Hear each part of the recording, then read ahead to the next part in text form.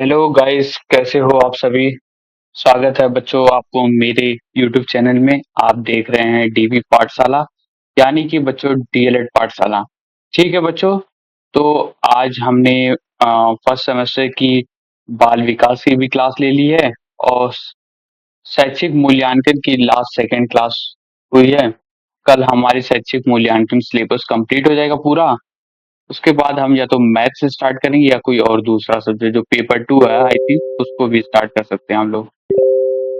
ठीक है बच्चों, तो चलिए फिर हम लोग रिवाइज कर लेते हैं कि हम लोगों ने क्या क्या पढ़ा था कल के लेक्चर में। एक सेकेंड। जी हाँ बच्चों, तो हमने कल के क्लासेस में क्या क्या पढ़ा था आइए देख लेते हैं हम लोग।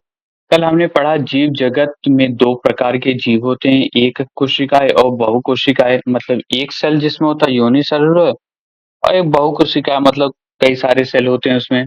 दूसरा है सभी जीवों में श्वसन पोषण वृद्धि आदि होती है, ग्रोथ भी होता है सभी चीजों में। मनुष्य में अनेक अंग तंत्र होते हैं जैसे श्वसन पाचन परिसंचारण आदि। ठीक है, आगे बढ़ते हैं। पौधे में मुख्य अंग होते हैं जड़ तना पत्ती पुष्प। सभी जीवों में विविधता पाई जाती है। श्वसन में ऑक्सीजन ली जाती है और कार्बन डाइऑक्साइड छोड़ी जाती है, CO2। ठीक है बच्चों, समझ में आया ना। आइए फिर हम लोग नेक्स्ट क्लास में चलते हैं आज की। जो नेक्स्ट क्लास थी हमारी क्लास 5 विज्ञान का, उसमें हम देखते हैं कि हमें आज क्या पढ़ना है। एक पत्तियों का कार्य, पहले हम पढ़ेंगे पत्तियों का कार्य क्या होता है। Functions of leaves. ठीक है, तो चलो बच्चों पढ़ते हैं। पत्तियां जो है लीव्स पौधा का बहुत ही जरूरी हिस्सा होता है, ये बहुत जरूरी बहुत इंपॉर्टेंट हिस्सा होता है। इसी में क्लोरोफिल पाया जाता है, इसी से खाना बनाता है पेड़। इन्हें हम पौधे का रसोई घर किचन भी कहते हैं क्योंकि ये भोजन बनाती है। पत्तियां ही भोजन बनाती है, इसी के लिए इसे हम रसोई घर कहते हैं पौधे का।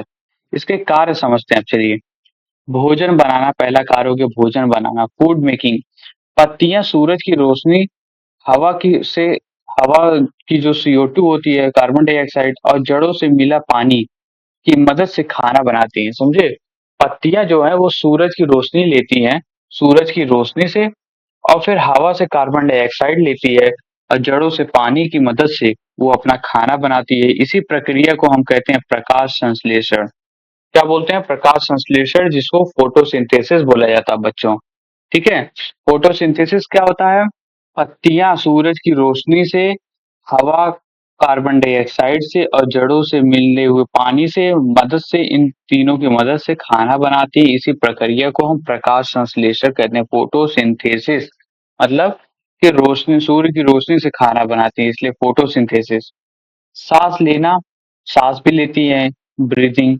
पत्तियों की निचली सतह पर रंध्र मतलब स्टोमेटा होता है, जिन्हें पौधे गैस लेते हैं छोड़ते हैं। समझे दोस्तों, तो इनके जो निचला हिस्सा होता है, निचली सतह जो होती है उसमें स्टोमेटा होता है, रंध्रा होता है, होता है, जिससे कि वो सांस लेता है। वो गैस जो है वो लेता भी है और छोड़ता भी है स्टोमेटा से, रंध्रा से। ठीक है, आगे चलते हैं बच्चों।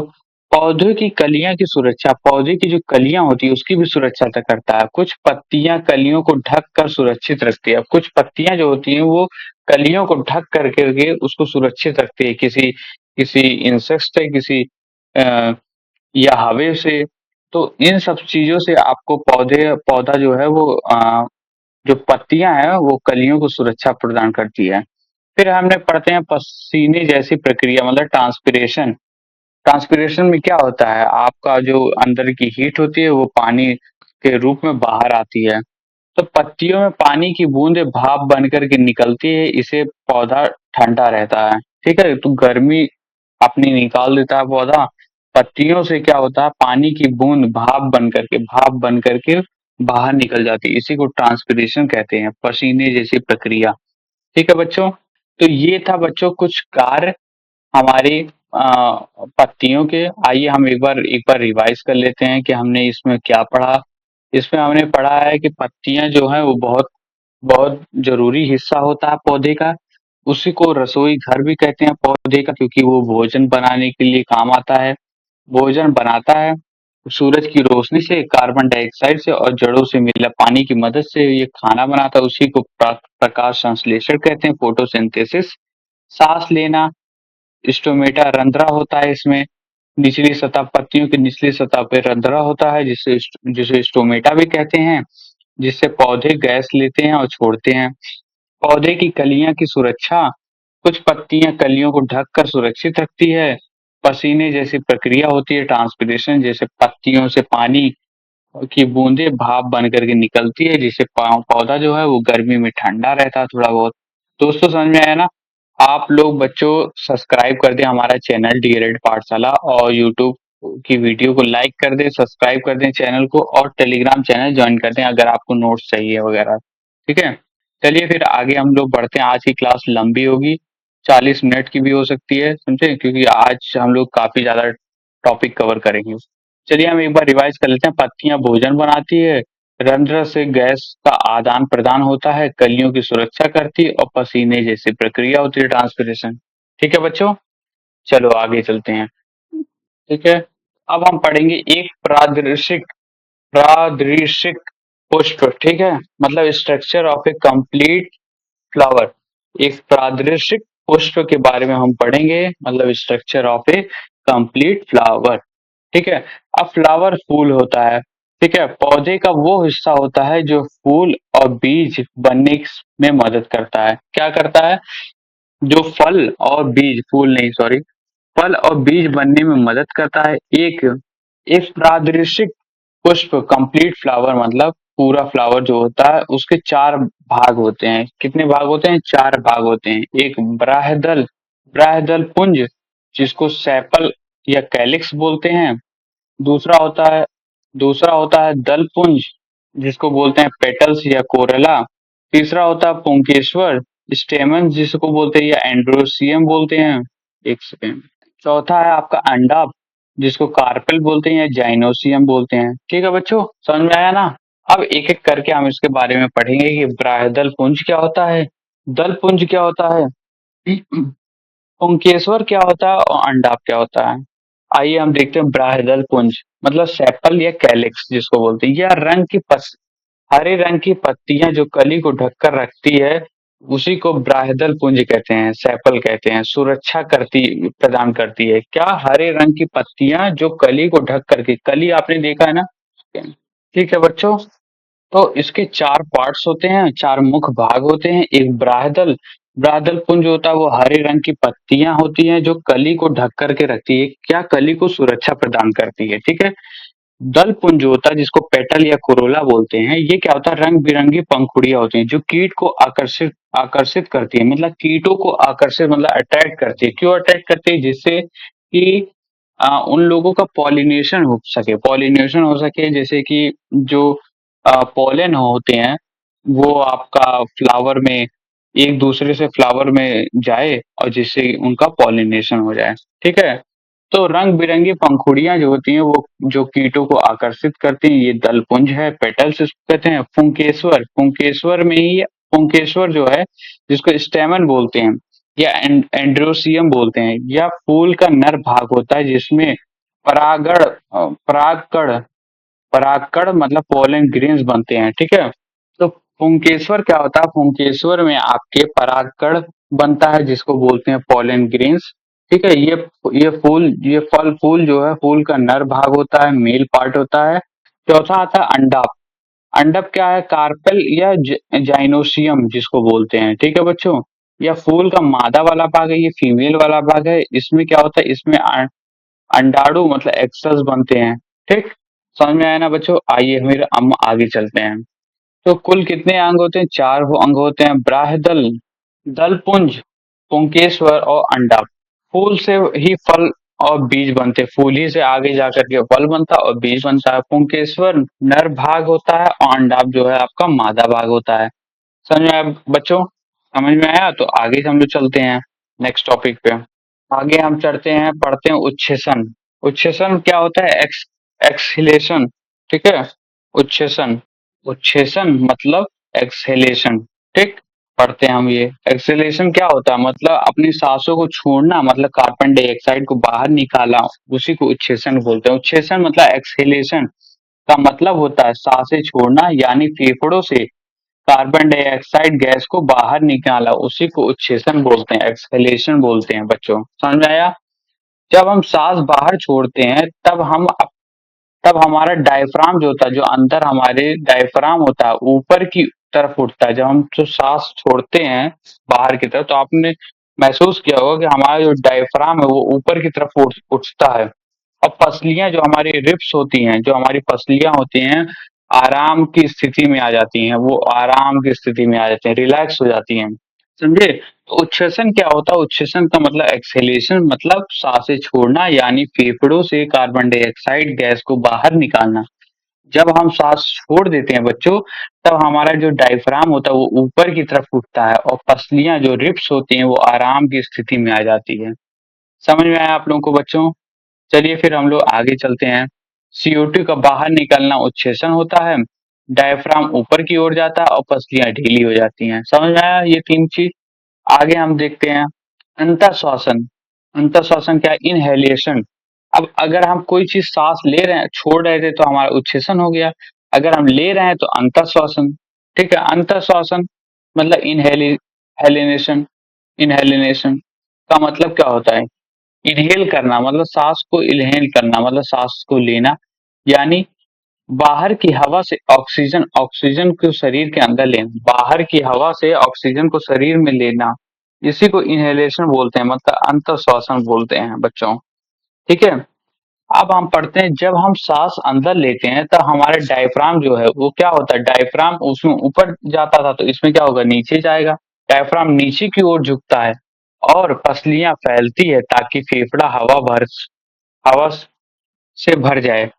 और पसलियां जो होती हैं वो फैलने लगती हैं, जो हमारे रिब्स होते हैं, जो हमारी रिब्स होती है वो फैल जाती है, थोड़ी फैलेगी आपकी। क्यों? क्योंकि फेफड़ा जो है वो हमारी हवा को भरता है, इसी के लिए।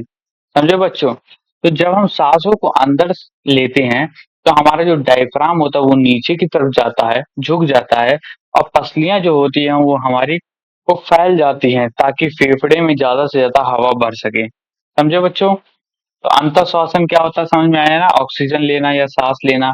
आइए हम इसका भी नोट्स देख लेते हैं।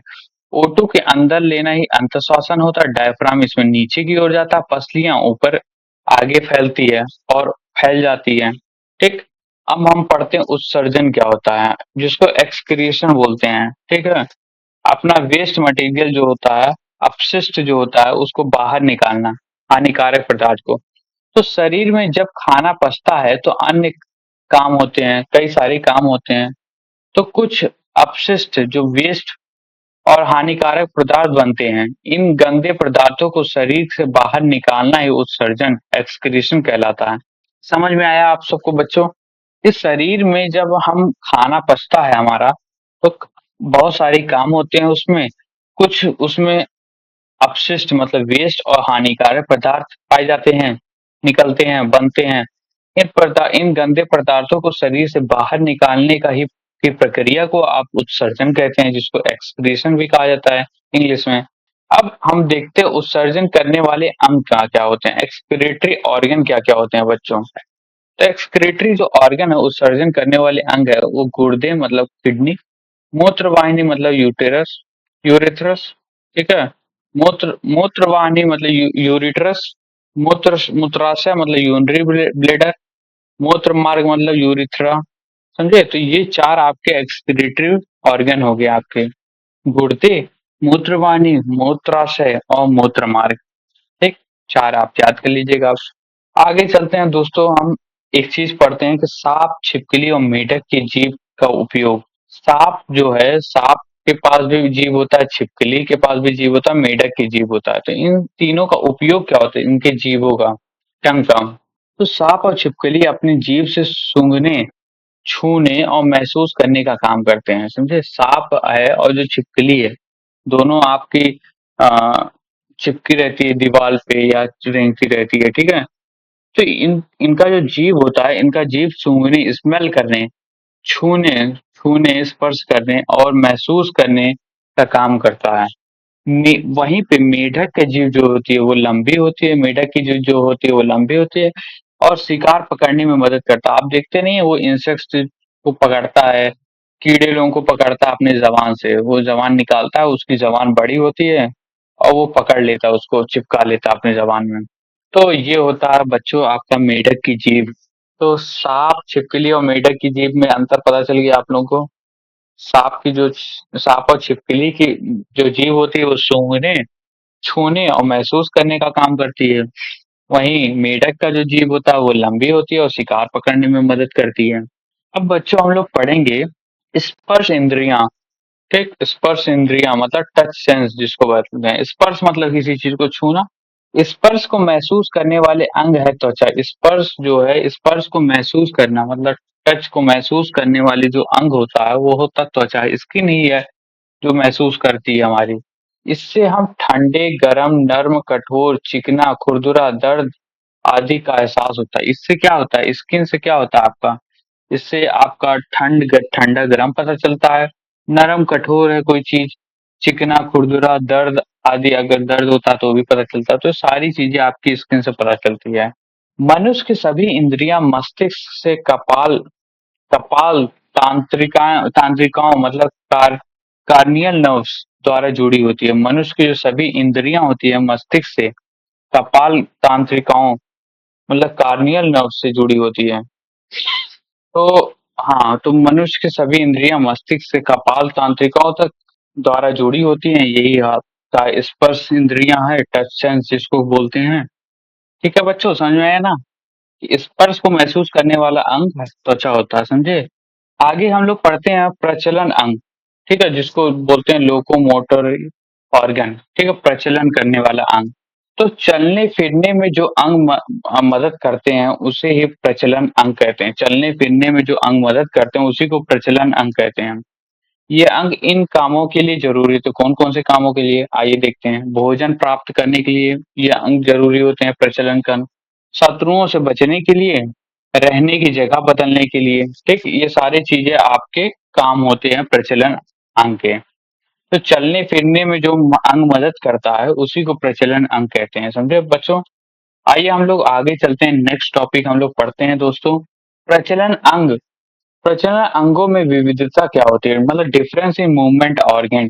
प्रचलन अंगों में विविधता बताइए। तो धरती पर रहने वाले जानवर जो होते हैं वो पैर से चलते हैं। धरती पे जो रहने जो जानवर रहता है वो पैर से चलता है भाई। पानी में रहने वाले पंख से, या झिल्लियां फिन्स जो होती है उससे तैरते हैं, मछली जैसे हो गई। हवा में उड़ने वाले पंखों से उड़ते हैं, समझे। तो ये सारे अलग अलग मूवमेंट हो गए, अलग अलग विविधता हो गई प्रचलन अंग में, समझे बच्चों। ठीक है, फिर हम लोग नेक्स्ट टॉपिक पे पढ़ते हैं, पक्षियों में प्रचलन अंग जो होता है उसके बारे में। अभी हमने पढ़ा पक्षियों में प्रचलन अंग, उसके उसके पंख होते हैं। तो उस पैर भी होते हैं, पैर जमीन पर चलने और पेड़ों पर टहनियों को पकड़ने के लिए उसके पैर होते हैं। पंख क्या होता है, विंग्स, उड़ने में मदद करता है ये। पूंछ के पंख मतलब टेल फेदर्स, जो दिशा बदलने के सहायक में सहायता करते हैं। दिशा पूंछ के पंख जो होते हैं, टेल ऑफ फेदर्स जो होते हैं, वो क्या करता है, दिशा दिशा बदलने में सहायक होता है। ठीक है, जैसे लेफ्ट राइट लेना है, लेफ्ट लेना है उसको उड़ते उड़ते, तो वो पूंछ का जो पंख होता है वो इस्तेमाल करता है उसमें। पक्षियों के का शरीर छोटे छोटे पंखों से ढका होता है जो ताप को बनाए रखता है। और टेम्परेचर, छोटे छोटे पंख मिलकर के उसको पक्षियों के शरीर को ढके रहते हैं। इसी के लिए वो देखो, वो सर्दी में, ठंडी में भी, बरसात में भी अपने आप को सुरक्षित रखते हैं, क्योंकि उनका जो टेम्परेचर होता है, ताप होता है, वो मेंटेन रहता है बच्चों, समझे। समझ में आया ना पक्षियों के प्रचलन अंग। आइए फिर हम लोग आगे देखते हैं विभिन्न विभिन्न जीवों का प्रचलन, विभिन्न जीवों का जो प्रचलन है उसके बारे में। मनुष्य जो है पिछले दो पैरों से चलता है। मनुष्य क्या होता है, दो पैर से चलता है पिछले। केचुआ और सांप जो होते हैं वो प्रचलन अंग नहीं होते उन सब में, शरीर को मोड़ कर चलते हैं। वो शरीर को देखते नहीं हो, वो शरीर को मोड़ता है, फिर आगे बढ़ता है, फिर मोड़ता है, फिर आगे बढ़ता है। तो केचुआ हो गया, सांप हो गया, पहले अपने शरीर को मोड़ता है, सिकोड़ता है, फिर आगे बढ़ता है। ठीक, अब आते हैं हम लोग बच्चों, पढ़ते हैं प्रजनन मतलब रिप्रोडक्शन, प्रजनन करना। ठीक है, हर जीवधारी जो लिविंग लिविंग थिंग्स होते हैं, अपने जैसे बच्चा पैदा करता है उसे ही प्रजनन कहते हैं। अपने ही जैसा वो बच्चा पैदा करता है उसे ही प्रजनन कहते हैं। जिन अंगों से प्रजनन होता है उन्हें ही जननांग मतलब रिप्रोडक्टिव ऑर्गन कहते हैं इसे, ठीक है। तो जिन अंगों से प्रजनन होता है उसी को जननांग बोलते हैं, जिसको रिप्रोडक्टिव ऑर्गन कहते हैं। नर में जो जननांग होता है मतलब रिप्रोडक्टिव ऑर्गन होता है वो टेस्टिस होता है, ठीक है। तो जो मेल में और नर में होता है वो वृषण होता है, जिसको टेस्टिस बोलते हैं। और मादा में होता है जननांग अंडाशय, जिसको ओवरी कहते हैं। केचुआ जो होता है उसमें दोनों जननांग होते हैं एक ही शरीर में। केचुआ जो होता है उसमें मेल और फीमेल पार्ट दोनों होते हैं, समझे। तो ये है आपका प्रजनन मतलब रिप्रोडक्शन, ठीक। आगे बढ़ते हैं बच्चों, हम लोग पढ़ते हैं। आगे हम लोग पढ़ते हैं। कितना बड़ा है, एक तो काफी सारे टॉपिक अभी बचे हैं, लंबी क्लास जा रही है आज की, ठीक है। हम पढ़ते हैं ऐच्छिक और अनैच्छिक क्रियाएं क्या होती है। ऐच्छिक और अनैच्छिक क्रियाएं क्या होती है, मतलब वॉलेंट्री एंड इनवॉलेंट्री एक्शंस। तो ऐच्छिक जो क्रियाएं होती है मतलब वॉलेंट्री, जो क्रियाएं हम सोच कर करके करते हैं, सोच समझ करके जो हम क्रियाएं करते हैं उसी को ऐच्छिक क्रिया मतलब वॉलेंट्री क्रियाएं बोलते हैं, ठीक है, वॉलेंट्री एक्शन। जैसे अब हम पढ़ना, अगर हमको पढ़ना है तो हम पढ़ेंगे, अगर हमको खाना खाना है खाना खाएंगे, खेलना टीवी देखना, ये सारी ऐच्छिक क्रिया, ये सब हम सोच कर करते हैं। अनैच्छिक क्रिया जो होती है इनवॉलेंट्री, या बिना सोचे अपने आप होती है, जो अंदरूनी चीजें होती हैं, जैसे सांस लेना। सांस लेने के लिए हम सोचना थोड़ी ना पड़ता, वो अपने आप होता है, क्योंकि हम जिंदा है तो सांस ले रहे हैं। दिल धड़कना, दिल भी अपने आप धड़कता है, हम थोड़ी ना उसको बोलते हैं भाई दिल धड़को तभी धड़केगा, समझे। तो आगे है भोजन पचाना, भोजन पचाना, ये सारी चीजें आपके अनैच्छिक क्रियाएं में आती है। ठीक है बच्चों, समझ में आया ना, ऐच्छिक क्रियाएं और अनैच्छिक क्रियाएं मतलब वॉलेंट्री और इनवॉलेंट्री। आगे बढ़ते हैं हम बच्चों। तंत्र, तांत्रिका तंत्र मतलब नर्वस सिस्टम। तांत्रिका तंत्र जो नर्वस सिस्टम होता है, तो शरीर की सभी क्रियाओं को नियंत्रण जो करता है, कंट्रोल करता और समन्वय करता मतलब कोऑर्डिनेशन करने वाला सिस्टम होता है। तो शरीर की जो सभी क्रियाएं होती है, जो सारी क्रियाएं होती है, जो काम करता है उसको नियंत्रण मतलब कंट्रोल और समन्वय मतलब कोऑर्डिनेशन करने वाला सिस्टम, उसी को तांत्रिका तंत्र बोलते हैं, मतलब नर्वस सिस्टम बोलते हैं। सभी चीज को कंट्रोल करता है, नियंत्रण करता है और कोऑर्डिनेट करता है, सबको एक साथ लेकर के चलाता है, ठीक है। इसके तीन मुख्य भाग होते हैं, कौन कौन से, मस्तिष्क, ब्रेन, ठीक है, ब्रेन होता है। रीढ़ रज्जु मतलब स्पाइनल कॉर्ड, रीढ़ रज्जु, स्पाइनल कॉर्ड और तांत्रिका मतलब नर्व्स। तो ये तीन पार्ट होते हैं, ब्रेन, स्पाइनल कॉर्ड और नर्व्स। आइए अब बच्चों देखते हैं तांत्रिकाएं क्या होती हैं, मतलब नर्व्स क्या होते हैं। तांत्रिकाएं होती हैं, अब इसमें तांत्रिकाएं दो प्रकार की होती हैं। एक होती है कपाल तांत्रिकाएं, जिसको क्रैनियल नर्व्स बोलते हैं, ये इंद्रियों से जुड़ी होती हैं, ये इंद्रियों से जुड़ी होती हैं अपनी। फिर आते हैं रीढ़ तांत्रिकाएं, जो स्पाइनल नर्व्स होते हैं, जो शरीर की अनैच्छिक क्रियाओं को नियंत्रण करती है। ये क्या करती है, ये अनैच्छिक क्रियाएं तो अपने आप क्रियाएं होने लगती है, जिसको हम अपने जानबूझ करके नहीं करते हैं, वो सारी क्रियाओं को निरंतर करती है रीढ़ रीढ़ तांत्रिकाएं। और तांत्रिकाएं जो होती है वो इंद्रियों से जुड़ी होती हैं, वो इंद्रियों से जुड़ी होती हैं, समझे बच्चों। तांत्रिका समझ में आया ना, नर्वस सिस्टम, और तांत्रिकाएं जो होती हैं कपाल तांत्रिका और रीढ़ तांत्रिका, समझ में आया। आगे चलते हैं, फिर हम लोग पढ़ते हैं पृथ्वी पर जीवों की विविधता। पृथ्वी पर जीवों में विविधता जो होती है मतलब डाइवर्सिटी इन ऑर्गेनिज्म हम पढ़ेंगे अब, ठीक। तो इसमें क्या होता है, हर पौधे, पेड़, जीव जंतु में कुछ ना कुछ अंतर होता है, कुछ ना कुछ डिफरेंस होता है, सब में अंतर होता है। फिर भी उनमें कुछ समानताएं होती है और उसमें कुछ समानताएं भी होती हैं, सिमिलरिटीज। जैसे कि सभी जीव जो होते हैं वो कोशिकाओं वाले होते हैं, मतलब सेल से बने होते हैं सभी जीव। सभी के जीवन चक्र होते हैं, मतलब लाइफ साइकिल होती है सभी के। सभी में डीएनए भी होता है, आरएनए भी होता है, समझो बच्चों। सभी में डीएनए भी होता है, आरएनए भी पाया जाता है। आइए हम लोग आगे बढ़ते हैं, जीवों की तुलनात्मक संरचना का प्रमाण। अब जीवों की तुलनात्मक संरचना का प्रमाण क्या है, तो समाजात समजात अंग जो होते हैं, होमोलोगस ऑर्गन जो होते हैं, जो एक जैसे दिखते हैं, एक जैसा दिखते हैं कि काम करते हैं। आइए पढ़ते हैं इसके बारे में, तब हम लोग तभी ना पता चलेगा। तो हम लोग पढ़ रहे हैं जीवों की तुलनात्मक संरचना के प्रमाण क्या है। समजात अंग जैसे हैं होमोलोगस ऑर्गन, इनकी संरचना एक जैसी होती है, एक ही जैसा संरचना होती है, कार्य अलग अलग होते हैं, लेकिन संरचना एक ही जैसी है लेकिन कार्य अलग अलग है। उदाहरण, मेढक का पैर हो गया, पंछी का पंख हो गया, मनुष्य का हाथ हो गया। इसकी संरचना जो है वो एक ही जैसी है, लेकिन इनके कार्य कार्य जो होते हैं वो अलग अलग होते हैं, ठीक। मेढक का पैर आपका कूदने के लिए हो गया, पक्षी का पंख आपको उड़ने के लिए, मनुष्य का हाथ आपका खाना खाने या कोई भी चीज इधर से उधर ले जाने के लिए हो गया। समरूप अंग जो होता है एनालॉगस ऑर्गन जिसको बोलते हैं, वो क्या होता है, कार्य एक जैसा, ये कार्य एक जैसा करते हैं लेकिन इनकी संरचना जो होती है वो अलग होती है। जैसे कि तितली का पंख हो गया, पक्षी का पंख हो गया। अब इनका कार्य जो है वो एक ही है, उड़ना ही है, लेकिन इनकी जो संरचना है, जो जो बनावट है, जिस तरीके से वो बनते हैं वो अलग है संरचना। ठीक, तो ये दो चीजें होती है आपकी, समजात अंग और समरूप अंग, जो होमोलॉगस अंग ऑर्गन बोलते हैं और एनालॉगस ऑर्गन बोलते हैं। ठीक, आइए बच्चों हम लोग अब आगे पढ़ते हैं। आगे है जैव रासायनिक प्रमाण।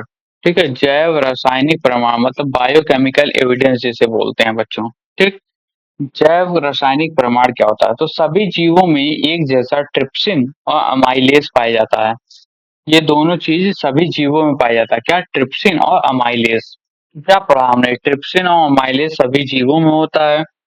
ठीक है, ये दोनों जानते हो क्या होते हैं, ये एंजाइम होते हैं बच्चों, एंजाइम होते हैं। इनका काम क्या होता है, पाचन तंत्र का काम करता है ये, ट्रिप्सिन और अमाइलेज एंजाइम होते हैं, ये पाचन करने के लिए आपका काम आते हैं। इनका जैसे मुख्य काम जो होता है वो ट्रिप्सिन भोजन में मौजूद प्रोटीन जो होता है उसको छोटे छोटे टुकड़ों यानी अमीनो एसिड में तोड़ देता है। ट्रिप्सिन जो होता है वो छोटे छोटे अमीनो प्रोटीन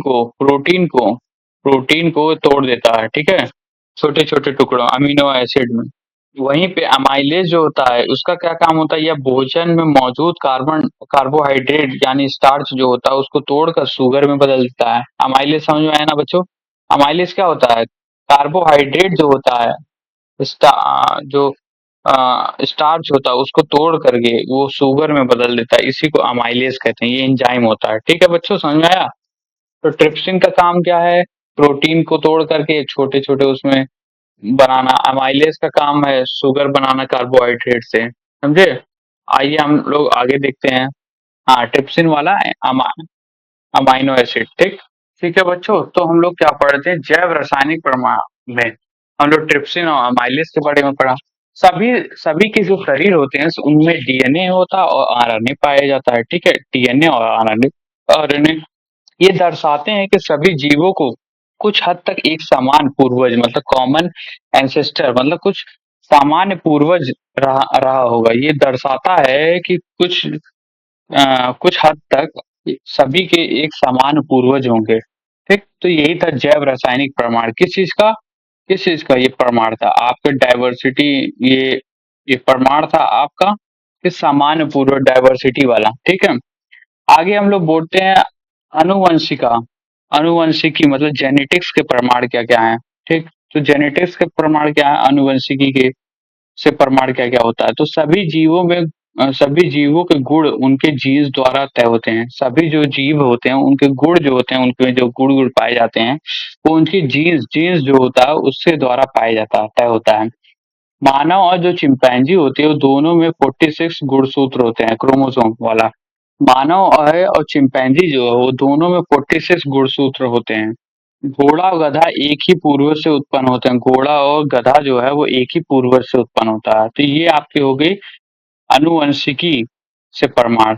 अब एक होता है भ्रूण विकास से प्रमाण मतलब एम्ब्रियोलॉजिकल एविडेंस। ठीक, सभी जानवरों में भ्रूण विकास की शुरुआत समान होती है। सभी जानवर जो होते हैं उनमें जो भ्रूण विकास होता है, बच्चों की शुरुआत होती है और बड़ा होता है, उसकी शुरुआत समान होती है। ठीक है बच्चों, तो क्या हुआ, सभी जानवरों के भ्रूण के विकास की शुरुआत समान होती है। मौरुला, कहाँ गया पेन, हाँ, मौरुला, ब्लास्टुला और गैस्टुला।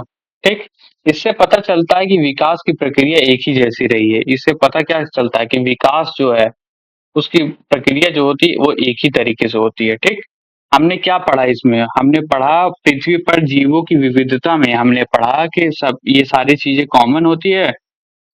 समजात अंग होते हैं और समरूप अंग होते हैं कुछ। जैव रासायनिक परिमाण क्या होते हैं, अनुवंशिकी प्रमाण क्या होते हैं और भ्रूण विकास के प्रमाण क्या होते हैं। समझे, ये सारी चीजें एक ही टॉपिक में थी बच्चों। अब हम लोग पढ़ते हैं नाइट्रोजन फिक्सिंग बैक्टीरिया जो होते हैं वो क्या होते हैं, मतलब नाइट्रोजनिक नाइट्रोजनीकृत जीवाणु, ठीक।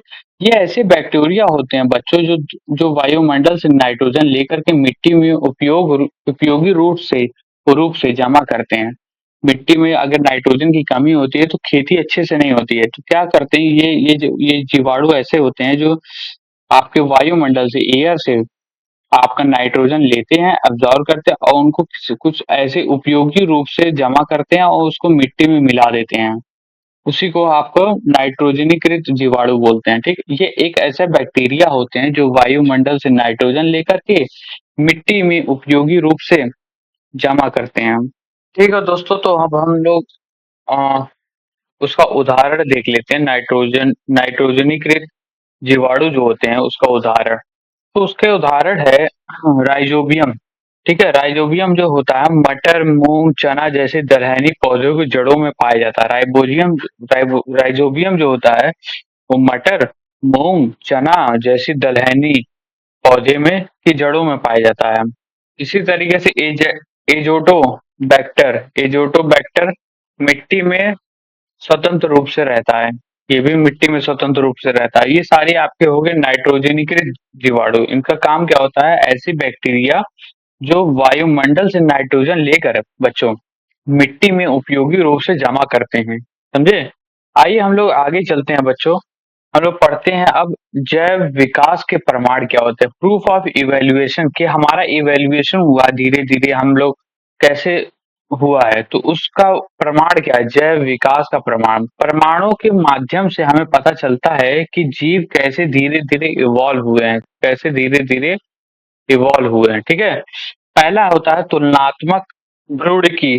ठीक है, तुलनात्मक भ्रूणकी मतलब कंपैरेटिव एम्ब्रियोलॉजी। ठीक है, इसमें क्या होता है, इसमें बच्चों देखते हैं इस प्रमाण के अनुसार सभी जीव जंतु अपनी प्रारंभिक भ्रूण अवस्था मतलब एम्ब्रियो स्टेज में जब होते हैं में एक जैसा दिखते हैं। उस समय वो एक ही जैसा दिखते हैं सभी। इस प्रमाण के अनुसार क्या होता है, सभी जीव जंतु जो होते हैं वो अपने प्रारंभिक भ्रूण अवस्था जो एम्ब्रियो स्टेज होती है, भ्रूण अवस्था, उसमें एक ही जैसे दिखते हैं। जैसे मछली, मेढक, चिड़िया और मनुष्य, सभी के भ्रूण की शुरुआती अवस्था मिलती जुलती रहती है। सभी के जो भ्रूण होते हैं उसकी शुरुआती अवस्था जो होती है वो मिलती जुलती रहती है। इससे यह पता चलता है कि इन सब का पूर्वज जो एंसेस्टर होते हैं ये एक ही था। समझे बच्चों? ये होता है आपका कंपैरेटिव एम्ब्रियोलॉजी मतलब तुलनात्मक भौतिकी। आगे हम लोग देखते हैं बच्चों तुलनात्मक।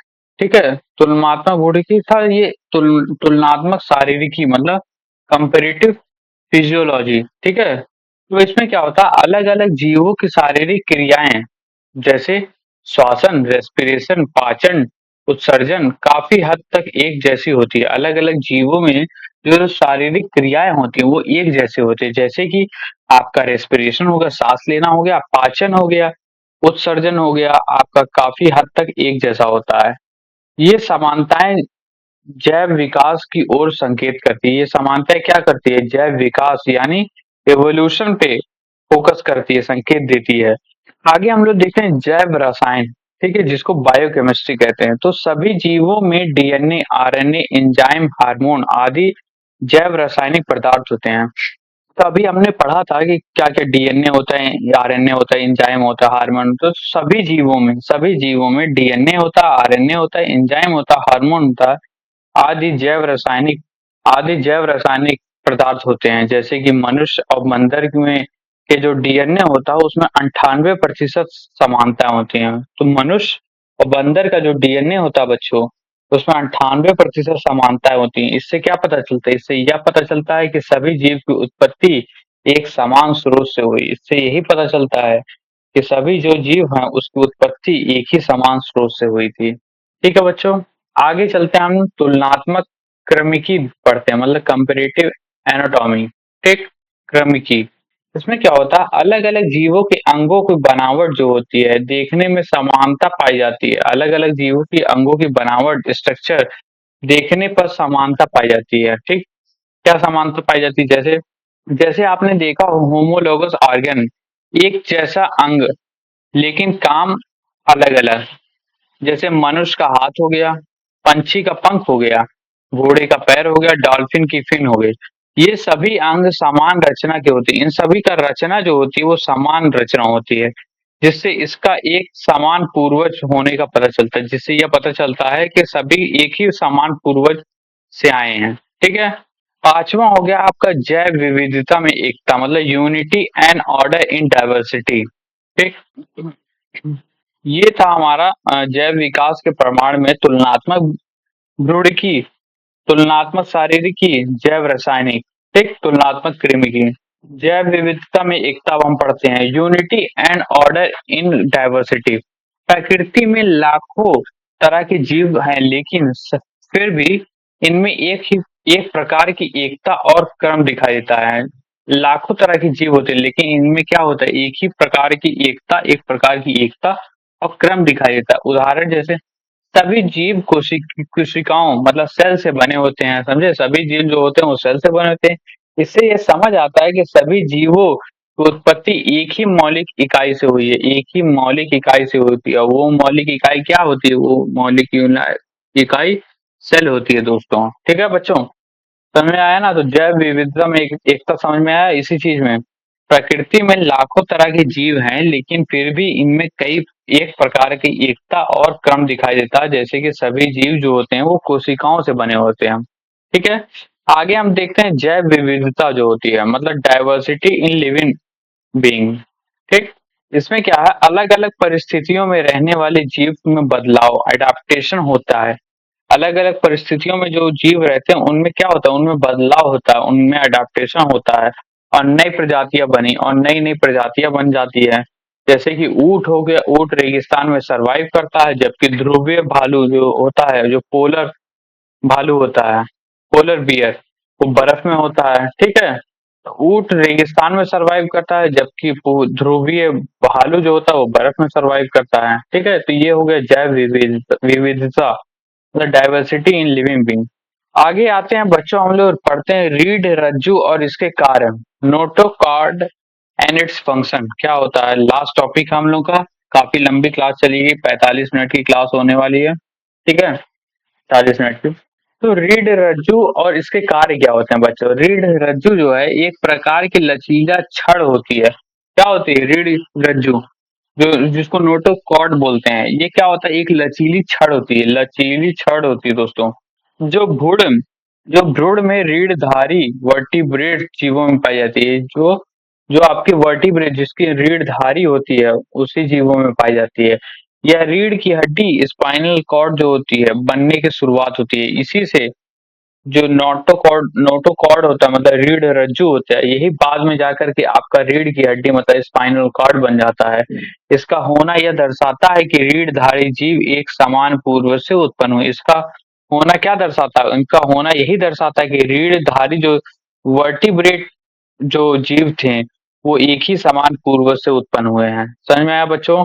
तो ये आपके 7 पॉइंट हैं आपके प्रूफ ऑफ इवैल्यूएशन के। ठीक है। जैव विकास के प्रमाण क्या क्या? तुलनात्मक भौतिकी, तुलनात्मक शारीरिकी, जैव रसायन, तुलनात्मक कृमि की, जैव विविधता में एकता, जैव विविधता, रीढ़ रज्जु और इनकी कार्य। समझ में आया बच्चों? चलिए फिर हम लोग आप रिवाइज कर लेते हैं, हमने जो पढ़ा है। कंपेरेटिव एम्ब्रियोलॉजी जो होता है भ्रूण में समानता है। ठीक। कंपेरेटिव एनाटॉमी जो है अंगों की बनावट में समानता।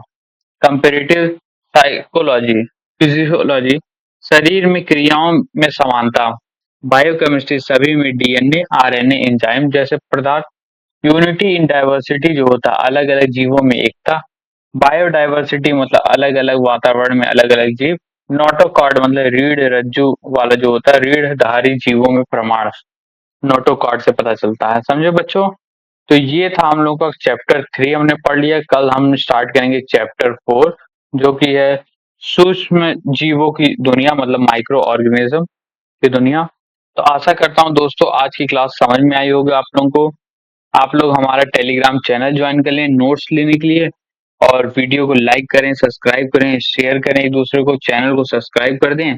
और मिलते हैं हम लोग दोस्तों नेक्स्ट वीडियो में। कोई दिक्कत होगी, कोई परेशानी होगी तो आप कमेंट कर सकते हैं या फिर हमारे टेलीग्राम चैनल पर आप लिख सकते हैं। ठीक है।